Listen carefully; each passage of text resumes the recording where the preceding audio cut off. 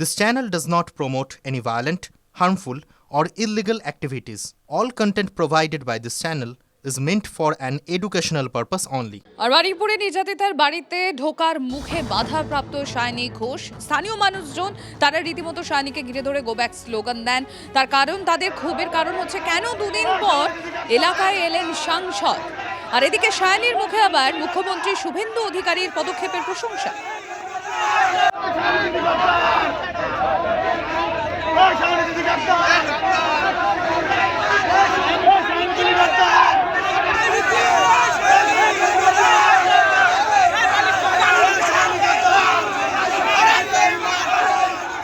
উনি খোঁজ নিয়েছে বলতে ফোনে খোঁজ নিয়েছে, কিন্তু উনি তো আমাদের বাড়ির পাশে, আমাদের যাদবপুরের সাংসদ, উনি এখানে আসেনি।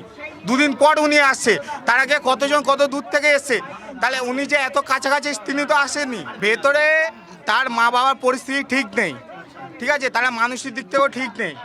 তাদের তো সেরকমভাবে তো প্রোটেস্ট তো করতে হবে।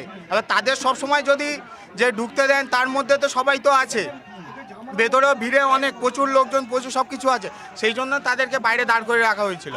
সায়নী যে দুদিন পরে এসছে সেই জন্য ওনাকে ঢুকতে দেওয়া হচ্ছিল না।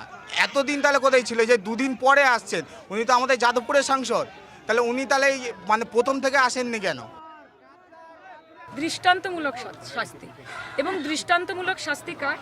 যারা এই ঘটনার সঙ্গে জড়িত তাদের, এবং তার থেকে যদি বৃহত্তর কোনো নেক্সাস থাকে। এটা সামনে চারজন আছে বলেছে চারজনই আছে সেটা কিন্তু নয়। আমি কথা বলে অন্তত যা বুঝতে পেরেছি, এটার পেছনে একটা বড় র্যাকেট আছে।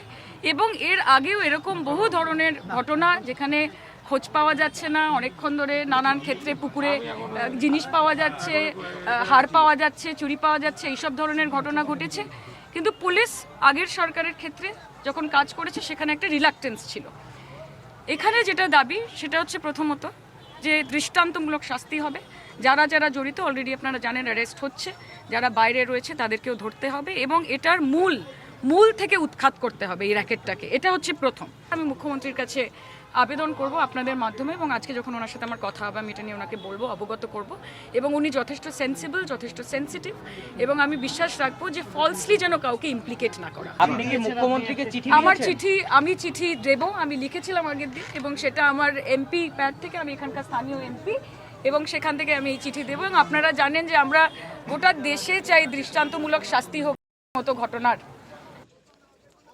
সায়নীকে দেখে যখন বারুইপুরে গদ্দার স্লোগান, তখন ঋতব্রতকে দেখে উঠল চোর চোর স্লোগান। বারুইপুরে নাবালিকার পরিবারের সঙ্গে দেখা করে ফেরার পথে স্থানীয়রা ঋতব্রতকে দেখে চোর চোর স্লোগান দেন।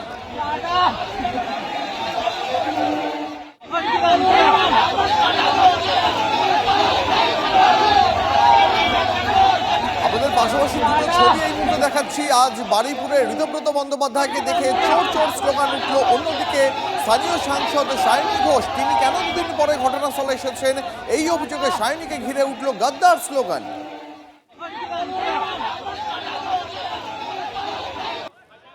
এই মুহূর্তে আপনাদের পাশাপাশি চারটে ছবি দেখাচ্ছি। আজ সকালে নির্যাতিতার বাড়িতে পৌঁছে যান পুরমন্ত্রী অগ্নিমিত্রা পাল সহ বিজেপির মহিলা মোর্চার অন্যান্য সদস্যরা। এর পাশাপাশি আপনাদের দেখাচ্ছি নওশাদ সিদ্দিকী, তিনি নির্যাতিতার বাড়িতে পৌঁছে যান। নির্যাতিতার বাড়িতে যান ঋতব্রতপন্থী তৃণমূল শিবির, যেখানে চন্দ্রিমা ভট্টাচার্যরা ছিলেন।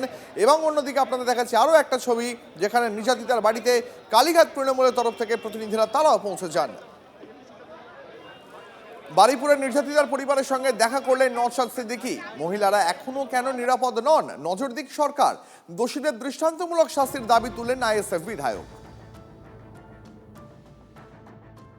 ভরসা ইন ভয় আউট, এই স্লোগানের সার্থকতা তখনই হবে যখন এই নরখাদকগুলোকে সর্বোচ্চ শাস্তি দেবে, এবং সাথে সাথে প্রশাসনের যে গাফলুতি আছে খুঁজে বার করে তার বিরুদ্ধে স্ট্রিক্ট অ্যাকশন নেবে। ফাস্ট ট্র্যাক কোর্টের মাধ্যমে দ্রুততার সাথে এটা হোক।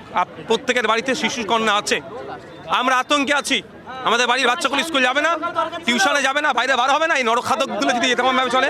রাজ্যের মুখ্যমন্ত্রী তিনি নিজেই স্বরাষ্ট্র দপ্তর সামলাচ্ছেন, ইনকোয়ারি বসিয়ে তার বিরুদ্ধে ব্যবস্থা গ্রহণ করতে হবে।